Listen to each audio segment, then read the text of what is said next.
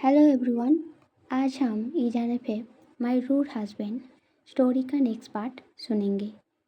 Okay, let's start. चौजन की हरकतें देखकर ईबो जल्दी से अलर्ट वॉइस में बोलता है, क्या हुआ बेबी? क्या देखा तुमने? इतना डर क्यों गए? ये सुनकर ईबो के शोल्डर पे अपना सिर छुपा के रखा जाओजन रोने वाले वॉइस में बोलता है, अभी कुछ मेरे शरीर पे रेंगते हुए उठ रहा था। मुझे बहुत डर लग रहा है। मुझे नहीं रहना इस पानी पे।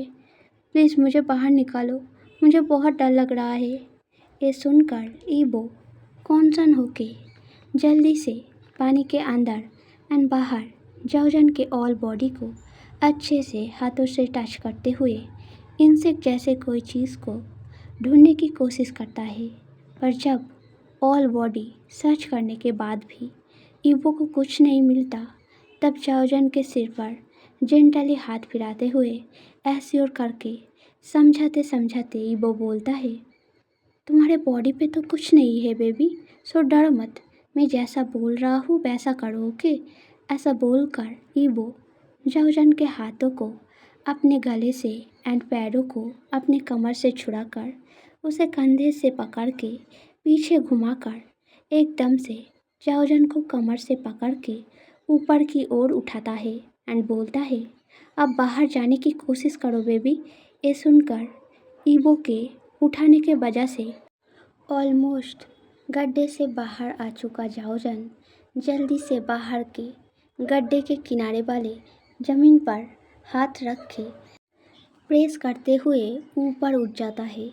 फिर नीचे गड्ढे के अंदर पानी के बीच खड़ा ईबो की तरफ देखकर सैड वॉइस में जाओजन बोलता है, पर आप कैसे ऊपर आएंगे?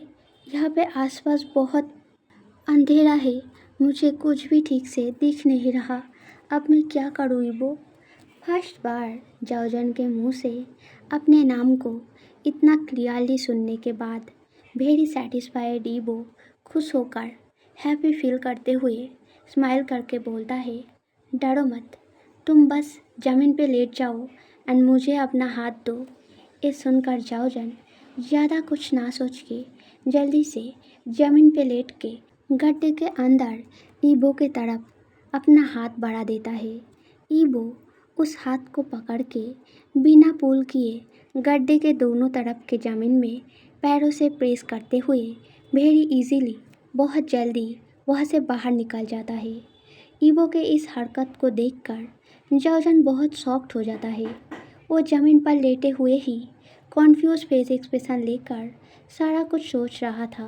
तभी बाहर निकलने के बाद अपने लाइटर को फिर से जलाकर जाओजन को एक हाथ से खींच के ज़मीन से उठा के कॉन्सर्न होकर उसके ऑल बॉडी को अच्छे से आँखों एंड हाथों से चेक करते हुए ईबो बोलता है, कहीं लगा तो नहीं ना बेबी? क्या कहीं कुछ दर्द हो रहा है या और कुछ? तब वो इंसेक्ट कहाँ से रेंगते हुए उठ रहा था? मुझे बताओ, मैं चेक करके देखता हूँ उसके वजह से तुम्हारे बॉडी पे कोई इंजरी हुआ कि नहीं। ऐसा बोल के ईबो अंदाज़ा लगाते हुए जाओजन के फेस एंड चेस्ट के एरिया पे उस लाइटर के रोशनी में अच्छे से चेक करने लगता है। अपर बॉडी को अच्छे से चेक करने के लिए वो जाओजन के टी शर्ट एंड कम्प्लीटली भीगा हुआ स्वेटर को हाथों से ऊपर की ओर उठाने जाता है। तभी जाओजन एकदम से चौंक कर ईबो के हाथों को पकड़ के अपने कमर से अलग करते हुए बोलता है, मुझे कहीं चोट नहीं लगी है, मैं बिल्कुल ठीक हूँ। ये सुनकर कन्फ्यूजनली नज़रों से बारी बारी जाओजन को सिर से पाँव तक चेक करते हुए ईबो बोलता है, आर यू श्योर बेबी? तो फिर तुम वैसे फेस लेकर ज़मीन पे क्यों लेटे थे? मुझे लगा शायद तुम्हें कहीं चोट लगी है। अगर चोट नहीं लगी देन मेरे ऊपर आ जाने के बाद भी तुम ज़मीन पे क्यों लेटे थे? क्या तुम मुझसे कुछ छुपा रहे हो? क्या तुम्हारे पैर पे? ऐसा बोलकर ईबो नीचे जाओजन के पैर के पास बैठ के उसके पैंट को थोड़ा सा उठाकर अच्छे से चेक करते हुए इंज्योरीज ढूंढने की कोशिश करता है। तभी जाओजन जल्दी से अपने पैंट को नीचे करके अपने एक्सपोज पैर के हिस्से को फिर से ढकते हुए जल्दी से बोलता है, मेरे शरीर पे कहीं भी कोई चोट नहीं लगी। आप प्लीज़ चिंता मत कीजिए। मैं तो बस आपके हरकतों के वजह से थोड़ा सा शॉक्ड हो गया था, इसीलिए। ये सुनकर ही वो अपने एक आईब्रो को उठाकर पूछता है, कैसा हरकतें? क्या तुम्हें कमर से पकड़ा इसीलिए? बट अगर कमर से ना पकड़ता तो उठाता कैसे? ये सुनकर जाओजन जल्दी से नामे सिर हिलाकर बोलता है, नहीं, उस बारे में नहीं। मैं सोच रहा था अगर आप वैसे चढ़कर आ सकते हो तो फिर मुझे हाथ देने को क्यों बोला? बस इसलिए मैं शॉक्ड हो गया था। ये सुनकर ईबो कैजुअली बोलता है, इसमें शॉक्ड होने वाला क्या बात है? तुमने बोला चारों तरफ बहुत अंधेरा है, इसलिए मैंने हाथ देने को बोला ताकि मेरा प्रेजेंस महसूस करते हुए तुम्हें चारों तरफ के अंधेरे से डर न लगे। अब चलो जल्दी कुछ जुगाड़ करके आग जलाते हैं।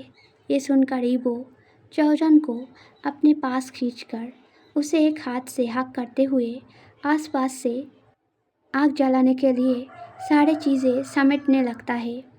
कुछ समय बाद जब जलाया हुआ आग के आगे ईवो एंड जाओजन बैठता है, तब अपने भीगे हुए ओवर जैकेट को उतारते हुए ईवो जाओजन से बोलता है, तुम भी जल्दी से अपना स्वेटर उतार दो वरना हाइपोथर्मिया हो जाएगा। जल्दी करो बेबी।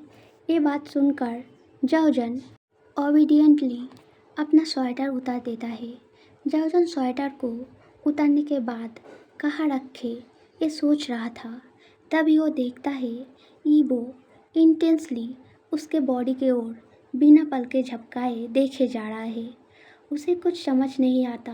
वो ऑकवर्ड फील करते हुए जब अपने बॉडी की तरफ देखता है, तब वो तुरंत चौंक कर हाथों से अपनी बॉडी को कवर कर लेता है, क्योंकि उसने जो वाइट टी शर्ट पहना था वो कम्प्लीटली भीग जाने के कारण उसका इनर बॉडी बिल्कुल पूरी तरीके से एक्सपोज हो गया था। जाओजन एम्बैरेस, ऑकवर्ड एंड शाई फील करते हुए आहिस्ता आहिस्ता घूम के ईबो की तरफ पीट करके बैठ जाता है। ये देखकर ईबो अपना नजरें हटाकर गले को खड़ासते हुए एक्सक्यूज़ देकर बोलता है, ओ मैं तो बस, ईबो ने इतना बोला ही था। तभी ईबो देखता है हल्का हल्का बारिश हो रहा है एंड वो लोग जिस पत्थर के नीचे बैठा है जाओजन उस सेट से थोड़ा बाहर है। ये देखकर ईबो जाओजन को पॉजिटिव वॉइस में बोलता है, बारिश हो रहा है, यहाँ पे आओ। पर जाओजन नहीं आता, उल्टा और थोड़ा सा दूर जाते हुए उस पत्थर के सेट से कॉम्प्लीटली बाहर चला जाता है एंड गिरते हुए बारिश के ठंडी पानी को अपनी बॉडी में महसूस करते हुए बहुत बुरी तरीके से कांपने लगता है। ये देखकर ईबो गुस्सा होके उठ खड़ा होकर जाओजन को वैसे ही बैठे हुए पोजीशन पे गोद में उठाकर फिर से आग के पास आकर अपने जगह पे बैठ के हक किया जाओजन के तरफ देखकर डिसअपॉइंटिंगली बोलता है, do I look like a ghost और पार्वट जो मुझसे ऐसे भाग रहे हो? अपने पसंदीदा पर्सन को इस तरीके से देखकर ऐसा रिएक्शन तो आएगा ही ना, यही तो नॉर्मल है। आखिरकार मैं कोई एबनॉर्मल पर्सन तो नहीं हूँ ना। एंड ऐसे इनसिक्योर फील मत करो, क्योंकि जब तक तुम रेडी नहीं होगे तब तक मैं अपने सारे क्रेविंग को अपने अंदर ही दबा के रखूँगा। So don't be like this baby. देखो तुम कितना भीग गए, क्या ज़्यादा ठंड लग रहा है? ऐसा बोलकर ईबो जाओजन को और भी थोड़ा टाइटली हक करके अपने बॉडी से बिल्कुल अटैच कर लेता है, जिससे उसके बॉडी वार्मथ पाके जाओजन के बॉडी का ठंडा थोड़ा कम हो जाए। जाओजन ईबो के बॉडी के इतना पास रहने के कारण बहुत ज़्यादा ऑकवर्ड फील करते हुए स्टार्टलेटेड वॉइस में बोलने लगता है, हम वापस कैसे जाएंगे? ये सुनकर ईबो कैजुअली बोलता है, don't worry, they will find us. ये सुनकर जाओजन फिर डाउट करते हुए बोलता है, पर हम तो इस खाई के अंदर है, अगर वो हमें ना देख पाए तो शायद हम लोगों को यहाँ से बाहर निकालने की कोशिश करना चाहिए। ऐसा बोलते हुए जाओजन ईबो के हाथ को छुड़ाकर उठ खड़ा होने की कोशिश करने लगता है। तभी ईबो जाओजन को और भी टाइटली हक करके एश्योर करते हुए बोलता है, तुम चिंता मत करो, वो लोग हमें इजीली ढूंढ लेगा क्योंकि हमने जो आग जलाया है उसका धुआं हवा के साथ बाहर की ओर जा रहा है। सो उस धुएं को देखकर वो लोग इजीली समझ जाएंगे कि हम यहाँ पे हैं। वैसे भी अभी बाहर बारिश हो रहा है, सो अगर हम अब बाहर निकले देन सिर्फ पूरी तरीके से भीगने के अलावा और कुछ नहीं कर पाएंगे। सो हम लोग बारिश रुकने तक थोड़ा सा वेट करते हैं, ओके। ईवो ये सब कह रहा था, तभी वो देखता है एक ब्लैक स्कॉर्पियो तेजी से अपना डंक उठा के उन लोगों की तरफ आ रहा है। ये देखकर ईवो तेजी से जाओजन को अपने पास से हटा के फिर उस स्कॉर्पियो को बूट के नीचे मसल कर उसे आग में फेंक के फिर जाओजन को हाथों से खींचकर फिर से अपने गोद में बिठा के हक करते हुए बोलता है, डोंट वरी, ये इंसेक्ट मर गया है। अगर फिर से कुछ आया तो मैं फिर से उसे तुम्हारे पास आने से पहले मार दूंगा। अब से तुम्हारे किसी भी डर को मैं तुम्हारे आसपास नहीं आने दूंगा, आई प्रॉमिस। बस तुम हमेशा मेरे पास पास रहना। ईवो ने इतना बोला था, तभी जाओजन हिचकिचाहट भरी वॉइस में पूछता है, पर क्यों? अब मेरा इतना ध्यान क्यों रख रहे हो? मैं तो आपके कोई नहीं हूँ ना। तो फिर? ये बात सुनकर ईबो थोड़ा सैडली मुस्कुराकर फिर जाओजन के कंधे में अपने फेस को रख के फिर जाओजन के तरफ देखकर एकदम शांत आहिस्ता वॉइस में बोलता है, किसने बोला तुम मेरे कोई नहीं हो? तुम मेरे सब कुछ हो। तुम्हें पता है, तुमने मेरे दिल एंड दिमाग को पूरी तरीके से एक्वायर कर लिया है। इसलिए मेरे दिल एंड दिमाग को चैन देने के लिए तुम्हें प्रोटेक्ट करना मेरा मेन प्रायोरिटी बन चुका है। एंड ये सारा चीज़ें क्यों हो रहा है तुमको पता है? क्योंकि मैं तुमसे बहुत ज़्यादा प्यार कर बैठा हूँ। आई लव यू जाओजन। एंड मैं ये चाहता हूँ कि एक दिन तुम भी मुझसे इसी तरह प्यार करो। पर जब तक तुम उसके लिए तैयार नहीं हो जाते तब तक मैं वेट करूँगा, क्योंकि मैं तुम्हारा डर या ट्रॉमा नहीं बनना चाहता। मैं तुम्हारा वो लव वन बनना चाहता हूँ जिसके पास तुम सबसे ज़्यादा सेफ एंड कंफर्टेबल फील करो। पर तुम प्लीज़ मुझे ज़्यादा वेट मत करवाना बेबी। ऑलरेडी ईवो को लेकर अपने मन में कुछ फील करके ज़ोर ज़ोर से धड़कता अपने हार्ट बीट को समझने की कोशिश करते हुए ये सारा कुछ सुनने के बाद वेरी कॉन्फ्यूज जाओजन डाउट करते हुए ईवो से पूछता है, पर मैं तो एक लड़का हूँ, तो फिर आपको कैसे मुझसे प्यार हो सकता है? आपको शायद कुछ गलतफहमी हुआ है।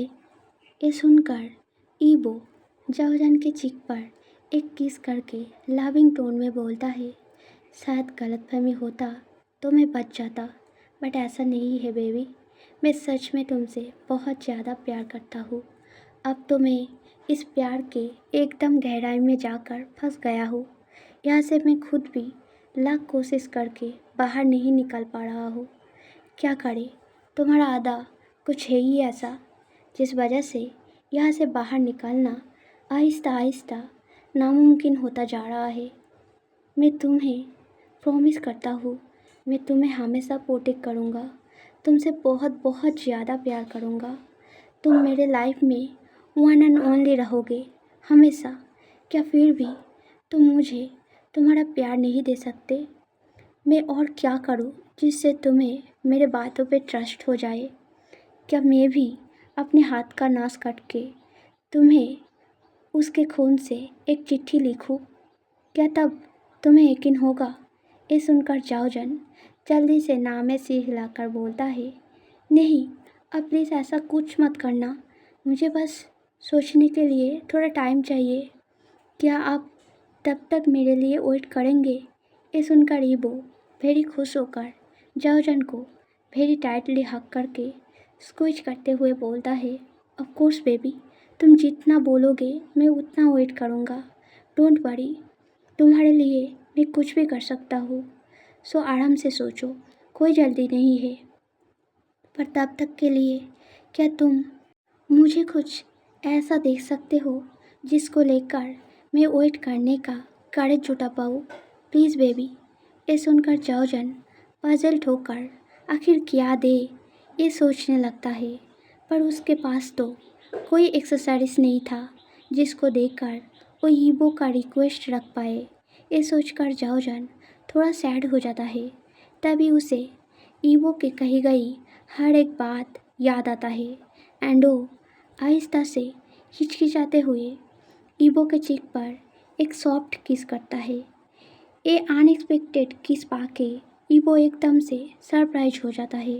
वो हैप्पीली चाओजन को कुछ बोलने ही जा रहा था कि तभी उस खाई के अंदर ईबो के फ्रेंड सेन, रे एंड ओनिंग के आवाज़ गूंज उठता है। वो बोल रहे थे, ईबो, चाओजन, तुम दोनों ठीक तो हो ना? स्टोरी अच्छा लगा तो लाइक, सब्सक्राइब, कमेंट करना। मिलते हैं नेक्स्ट वीडियो में। Okay, bye bye.